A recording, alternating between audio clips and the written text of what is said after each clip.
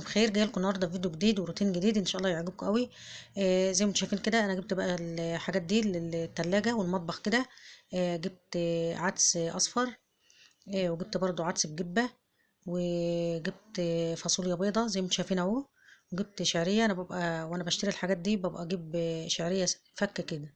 بجيب نص كيلو على حسب يعني. لكن في الايام مثلا العادية ببقى اجيب الكيس بكيس، كل ما بعوز بجيب يعني. وجبت برضو ذرة فشار للولاد. بنعمله كده تسالي مثلا بالليل واحنا قاعدين. وجبت برضو لوبيا. يعني انا ببقى اجيب البقوليات والحاجات اللي زي دي لما مثلا بتبقى معايا فلوس من اي حاجة. كنت بشتريها وكده. بجيب مثلا يعني في حاجات بجيب منها نص كيلو، في حاجات بجيب منها كيلو على حسب استعمالي وعلى حسب ما انا عايزة. لان بيبقى اوقات عندي بواقي كده فبكمل عليها يعني الحاجة اللي أنا بستعملها كتير بكتر منها، بجيب منها مثلا كيلو زي العدس الأصفر عشان احنا طبعا في الشتاء، وده الراعي الرسمي في الشتاء وكده. وبحب برضه أجيب العدس بجبة أوقات. بعمله مرة واحدة في الأسبوع. صحي ومفيد جدا وكمان حلو أوي للأنيميا يعني. أوقات بعمله بناكله مثلا بعيش وممكن برز على حسب يعني وقتها. وجبت برضه الخس ده وأنا جاية من بره يعني. وجبت برضه السيريس وجبت العيش بتاع النهارده. انا بحب بقى الخس والسيريس والحاجات اللي زي دي. هنضفه برضو معاكم اهو. اغسل برضو الخس اهو. انا بشيل بقى الورق مثلا الاصفر الدبلان شويه، وبشيل برضو الورق اللي في الاخر ده. ممكن بقى لو انت بتحب ورق الخس تعمليه محشي، ممكن تقطع الورق كله لو الخس بقى حلو كده وورقه عريض شويه. بتقطع بقى الورق اللي ورا كله ده وتعمليه محشي. بيبقى حلو برضو في المحشي وكده. انا بقطع بقى الورق اهو. في ناس بقى بتقطع الخس ورقة ورقة كده وبتغسله. ده طبعا الغسيل على حسب ما انت عايزة. اهم حاجة في الاخر يبقى نضيف من جوه ومفيش فيه طينة ولا فيه رملة ولا فيه اي حاجة خالص. انا بحب اغسله كده، بحب انضف بقى الراس من قدام واسيب الورق زي ما هو سليم، بس بغسله بقى من جوه وبنضفه حلو قوي يعني. في الاخر لازم بس نوصل لنتيجة ان هو يكون نظيف. وطبعا الغسيل ده على حسب ما انت عايزة. وفي ناس بتقطع الورق خالص وتسيب بس الخاص العيدان اللي في الدم دي. انا بحب برضو زي ما انتوا شايفينه كده، بحب فيه شويه ورق يعني. ما بقطعش بقى الورق كله، بغسله زي ما انتوا شايفين اهو. بحاول بقى اوصل الميه للخاص من قدام خالص ومن جوه، عشان لو مثلا فيه تراب فيه طينه فيه اي حاجه، وبنقعه شويه برضو عشان لو في اي حاجه تبوش كده. وبغسله بقى حلو من جوه ومن بره وبنضفه كده. وبشيل برضو الراس بتاعته كده، بيبقى فيها اوقات يعني مثلا حتت سودا مطرح بقى النقل من هنا لهنا او الطينة او كده. بنضفها كده وبشيل بقى الحاجات اللي زي دي. وبسيب بقى الراس، لان انا بحب انضف الراس برضو وانا باكل بقى الخس والورق وكده وباكلها يعني. خلاص كده بعد ما نقعته شوية وغسلته كويس وشطفته بقى كذا مرة كده لغاية ما المية بتاعته بقت بيضة خالص، وحسيت بقى ان هو خلاص كده نضيف.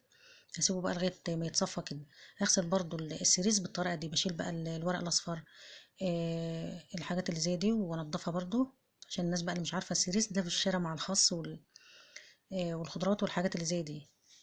بتاكل برضو بعيش كده، بيبقى عامل زي فاتح الشهية، بيفتح النفس يعني الأكل. بيجي برضو مع الفجل والجرجير والخس والحاجات دي. لازم يتغسل زي الخس كتير كده برضو. يتنقع في المية ويتغسل كويس، عشان لو مثلا فيه طينة فيه رملة فيه أي حاجة، عشان طبعا ده بيبقى جاي من الغيط أو من الأرض. بيبقى فيه طينة كتير وحاجات من دي. هرد بقى على تعليق في واحدة كانت طالبة أنزل فيديوهات توفير. أو أقول نصايح برضو كده تساعد يعني على التوفير وكده، عشان انتوا طبعا انتوا عارفين اليومين دول الأسعار في الطالع خالص وكل حاجة في الزيادة. والميزانية ما عادتش بقى ماشية معاهم، والحاجات اللي كانوا بيجيبوها قبل كده مش عارفين يجيبوها دلوقتي برضو. طبعا قبل كده كنت ماشية بقى بيتك بميزانية معينة، مثلا براتب معين. كان جوزك مثلا يديكي كذا في الشهر بتمشي به امورك او في الاسبوع على حسب ما كنتم متعودين يعني وكده. انا جايبه برضو العيش اهو. العيش ده حلو قوي يعني، الحجم بتاعه زي ما انتم شايفين اهو. بحطه بقى لو مثلا عندي كميه كبيره بحطه بقى في الفريزر، بحطه بقى في اكياس. بسيب مثلا الكيس عندي في التلاجة تحت. والزيادة بحطه بقى في الفريزر، كل ما بعوز بطلع من الفريزر لغاية ما يفك. وبعد كده ناكل منه. هرصه بقى اهو شايفين. هنكمل كلامنا بقى عن التوفير وازاي تمشي بقى بيتك زي ما كنت مثلا ماشيها قبل كده، قبل غلو بقى الاسعار وكل حاجه بقى غليت وكده. طبعا عشان تقدري تمشي امور بيتك زي الاول. هنقول مثلا كمثال كده، لو كنت بتجيبي لحمه في الاسبوع مثلا مرتين او ثلاثه، على حسب طبعا ما كنت ماشيه بيتك قبل كده، عشان الاسعار كانت حنينه شويه عن دلوقتي. بدل ما تجيبها مرتين او ثلاثه في الاسبوع، او على حسب ما بتجيبي ممكن تخليها مرة في الاسبوع. لو بتجيبيها 3 مرات في الشهر، خليها مثلا مرتين في الشهر. يبقى كده جبت اللي نفسك فيه واللي كنتوا متعودين عليه، بس قللت منه شوية عشان طبعا الأسعار اتغيرت وكل حاجة غليت. برضو لو انت مثلا معودة أولادك على حاجة معينة كنت بتجيبها على طول، مثلا قولي مرة في الأسبوع أو مرة كل أسبوعين، طبعا مش هتقدري ان انت تمنعها مرة واحدة كده. ممكن تقللي بس في المرتين دول يعني. بدل ما تبقى مرة كل أسبوعين أو مرة كل أسبوعين، هتبقى مرة مثلا في الشهر. يبقى انت كده في نفس الوقت ما منعتيش الحاجة اللي كانوا متعودين عليها، وفي نفس الوقت قادرة ان انت تجيبيها. خلاص كده انا كيست بقى الكيسين دول، واحد هحطه في الفريزر والتاني هحطه بقى في التلاجة ناكل منه كده، ولما يخلص بجيب بقى التاني. طلعت برضو البطاطين اهي، اطلع برضو الخضرويات كده عشان الشمس طالعه واليوم جميل النهارده، فانا بحب بقى اطلع كل حاجه في الشمس كده. لما احس بقى ان مثلا البطاطين سخنت وخدت بقى من ريحه الشمس، بدخلها بقى، وبعد كده بطلع بقى السجاد، بطاطين الاوضه التانية. اي حاجه انا حابه ان انا اطلعها في الشمس، بستغل بقى اليوم اللي الشمس فيه طالعه كده وحلوه، بطلع بقى كل الحاجات دي. انا عندي برضو الكوسه دي اهي، هقورها معاكم برضو كده واحنا بنتكلم عن ازاي نوفر بقى وندبر امورنا ونمشي بيتنا على قد الميزانية اللي بتبقى معانا يعني. برضو لو مثلا بتروح السوق او بتشتري مثلا الخضار او مشتريات بقى المطبخ والتلاجة، بتجيبي بقى الحاجات المهمة قوي، الحاجات اللي انت عارفة ان انت بتستهلكي منها كتير او بتستعملها كتير. اما مثلا الحاجات التانية زي مثلا لو انت بتجيبي طماطم، طبعا ده حاجة اساسية في البيت، فطبعا بتكتري منها على حسب استعمالك بقى في البيت. وكمان لو انت عندك يعني مثلا كمية كانت موجودة متبقية عندك او متوفرة عندك قبل كده، بتجيبي بس حاجات كمالة ليها. وانت برضو بتشتري كده بتجيبي الحاجات اللي ناقصاكي، يعني الحاجات اللي انت محتاجاها وعارفة ان انت خلاص ما تقدرش تمشي يومك او بيتك من غيرها. زي مثلا البطاطس، الطماطم، الفلفل، البصل، الثوم، الحاجات اللي زي دي.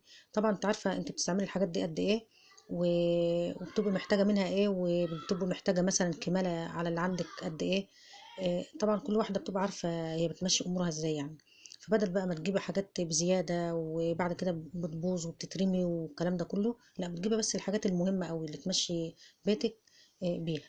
وفي نفس الوقت انت برضو يعني ما منعتيش بقى حاجات وان انت محتاجة حاجات وما جبتهاش والكلام ده كله، لا. ده القلب بتاع الكوسة انا ما برموش كله يعني، بسيب بقى كمية كده بحطها بقى في ارضية الحلة وانا بعمل بقى المحشي بتاع الكوسة كده. همسح برضو البوتاجاز اهو، زي ما انتم شايفين كده، هو طبعا مش متسخ قوي ولا عليه دهون ولا حاجات كتير، لان انا بمسحه على طول بعد كل استعمال اول باول كده عشان يفضل معايا زي ما انتم شايفين اهو. بياخد بقى مني مسح سريع، وكمان ما بياخدش خلطات ولا حاجات كتير، وده برضو من فيديوهات التوفير او من الحاجات اللي احنا المفروض نتكلم عنها في التوفير. طبعا لو يعني مثلا بتنضفي بوتاجازك اول باول، مش هيحتاج بقى ان انت تجيبي مثلا خلطات، حاجات بتنضف بقى عشان تشيل بقى الحاجات اللي هي بتبقى مستعصية دي او الدهون المتراكمة او الحاجات اللي زي دي. على طول بياخد معاكي يا دوب قماشة او بسلكة كده، وبترغي بقى بصابون ببريل بأي حاجة وبينضف معاك. اما طبعا لو انت سبتيه فترات، لازم بقى تضطر خلطات بقى كتير وحاجات كتيرة بقى عشان ينضف معاك ويرجع بقى زي الأول يعني. وانت برضو مثلا خارجة رايحة تشتري طلب، رايحة تشتري مثلا أي حاجة للبيت، بتسوقي، اتبقى معاكي فلوس، يعني ممكن تجيبي بقى أي حاجة زي مثلا بقوليات، تجيبي عدس، تجيبي فول. ممكن برضو تجيبي فول تدمسيه انت في البيت، مثلا تجيبي كيلو بتدمسيه وتفرزيه عندك في الفريزر، كل ما بتحتاجي مثلا فطار عشاء بتطلعي منه.